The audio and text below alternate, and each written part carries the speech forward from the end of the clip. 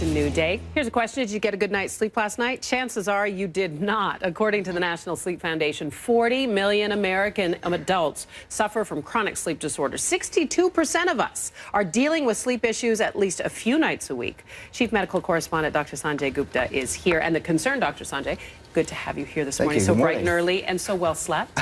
Is that so many people, millions upon millions of people, are turning to these sleep aids, to prescription drugs to help them get a night's sleep? About 60 million prescriptions were written last year. So, I mean, this is a huge issue. Yeah. And, you know, it's funny because I probably don't get enough sleep, but then I get to hang out with you guys, and I'm hanging out with a group of people who probably get even less sleep than I do.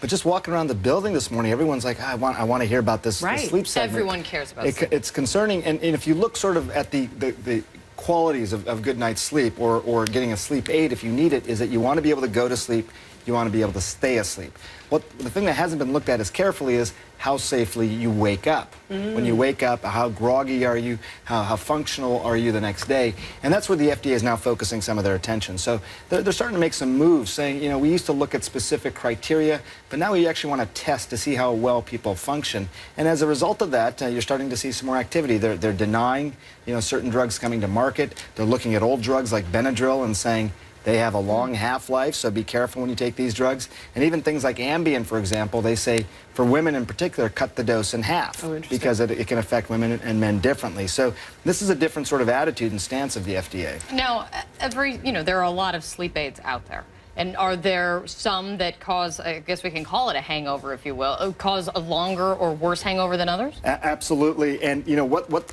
people have looked at is something known as half-life. So something has a half-life of 2 hours and then, you know... Meaning how long it stays in the body? Yeah, so at 2 hours, it's going to go to half the dose in the body. Then 2 hours after that, another half the dose. You get the idea. Something like Ambien, for example, may have a half-life of around 2 hours. So, you know, by 8 hours, it should essentially be cleared out of the system. But let's say you only get 6 hours of sleep, then the first 2 hours you're probably still going to be very groggy. Get into a car and drive, that could potentially be a problem. So what's the guidance? You know, if you're going to be taking this medicine, what kind of math do you need to do? Well, you know, first of all, the idea was that you sort of see how impaired you are yourself before you do anything. You know, you get into a car or something like that. That doesn't seem to work. So the guidance, I think, is much more probably on the drug manufacturers and the FDA about saying, look, we got to be careful in terms of actually allowing people to take these drugs and then be able to do something like operate heavy machinery. We know about 5% of drivers on the road on any given morning are actually under the influence of sleeping aids. So, you know, I think the guidance for a lot of people is, you know, don't take these pills unless you need them. Also recognize that you shouldn't take these things long term. I mean, these are really designed to get people through a few bad nights if they're having a hard time sleeping, not to become a lifelong sort of habit. Because? Because they can, you know, over time they can actually start to build up some of these side effects, and you may actually have an impairment the next day. You may not actually be able to function as well as you could. If you're just walking to work, that may be one thing, but if you're getting behind the wheel, you know, that can be much more problematic. Chamomile tea.